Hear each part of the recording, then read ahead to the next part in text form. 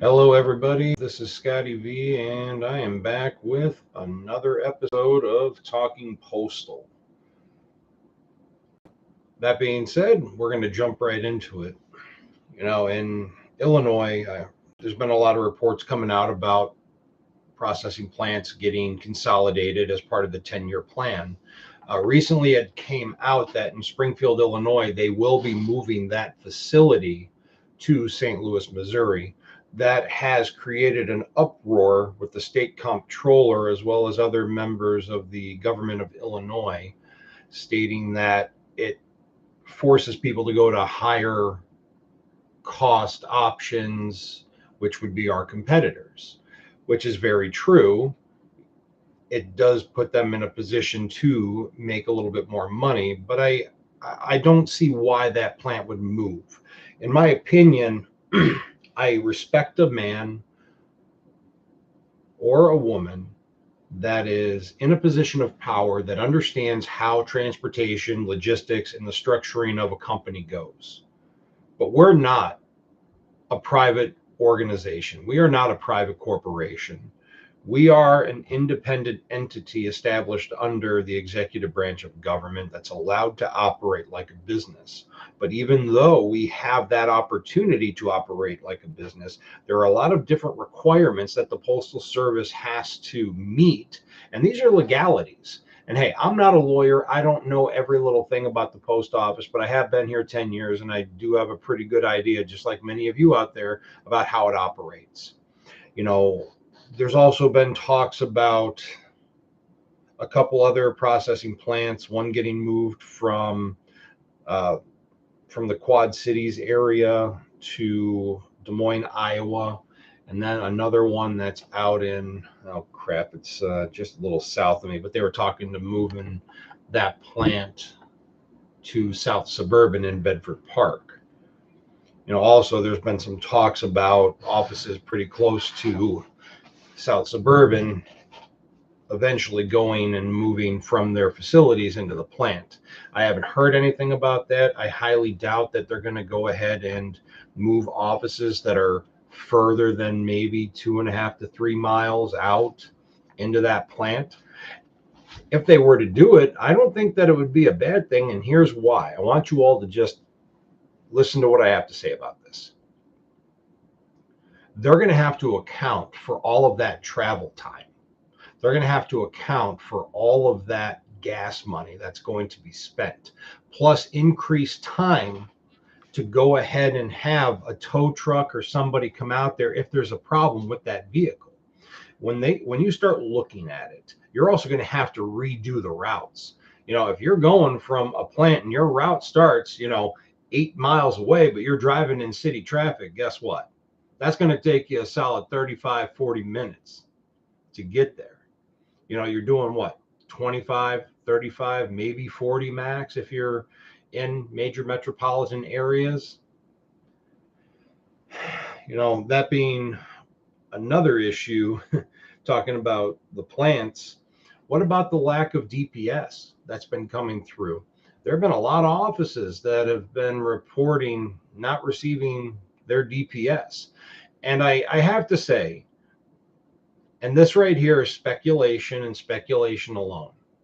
But does anybody out there find it funny that DPS is not coming to the offices, considering we have been in contractual negotiations for well over a year, that we are almost at the 1 year mark since our contract expired without a raise, without a cost of living raise? It's just this period of limbo that's disheartening for everyone. Especially when it comes to the PTFs and CCAs. And I know some of you people out there might be thinking, well, why the heck do you care about them? You know what? They wear light blue too. There is no color. There is no skin color in the post office when it comes to all of us wearing that city carrier uniform. We are light blue. Corey Walton is right about that. When I was in the Army, we were all green. Didn't matter where the hell you were from. My first duty station, I went to Korea because I wanted out of the United States. I absolutely loved it. One of the Korean guys that was actually out there, his family, they immigrated from Korea to New York, and he had I think it was a visa. And Chen used to tell me that, for him, yeah, he gets to serve in the military and then he gets the benefits that come with that, but also it puts him in a far more favorable light for U.S. citizenship. But the best part is that Chen went from Korea to New York, joined the army, only to go back to Korea, and he still had family out there. So for him, it was a win-win, and it was wonderful. And then talk about the Republic of Korea Army, Katusas that I worked with. Man, you want to talk about some strong son of a guns? Man, it makes me smile, and it brings back a lot of good memories. I know some of you that work at the post office are vets, and I hope you take time to reflect upon a lot of the good times that you had, even though they may have been the best worst days or the worst best days of your life. I speak for myself, but I do know that a lot of us would be more than happy to go back and do it all over again.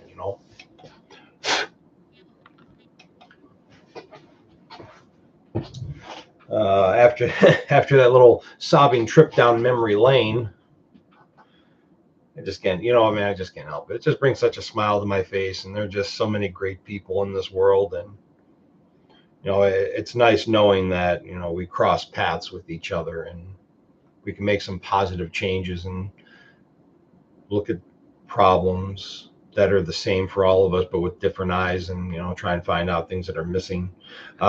Speaking of missing, missing mail that's actually coming to the office and not being cased in. Management's just telling people to leave mail. They're not telling you to fill out a 1571 for curtailment.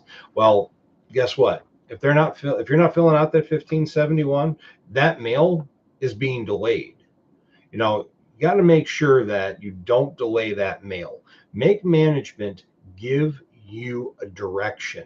If you look at the M39 in section 115, I believe it's 115.3, they have to make a decision. It's their job to make decisions and not pass it off on someone else. And it states you are the manager. So that right there, stewards, if you're out there, you may want to go ahead and start filing grievances. I know that in our office, we actually filed a grievance, only had to do it once, and we ended up getting a cease and desist for delaying mail. I think there were 4 or 5 separate contractual provisions, most of them in Article 19 going into handbooks and manuals. And I do remember that I found a couple of them in the POM, the Postal Operations Manual. So, maybe that might help you out. Otherwise, I guess this rant session is over. Once again, if you guys are looking for good postal news and information, you have Angry Mailman, you have Everything USPS with JH. Absolutely love listening to those guys. You have Corey Walton from AdaArbitration.com, and then for the most part, you do have a little bit about me. For what it's worth, I am going to try to start getting into some contractual things eventually. Please bear with me. There are a lot of things going on. Anyway, if you like this, please give me a thumbs up or a thumbs down. Tell me what you want to hear. Tell me what you don't want to hear. And I'll be more than happy to go ahead and start making content focused on what all of you want. Please subscribe, help this page out. Thank you very much, and have yourselves a great evening. Scotty V out.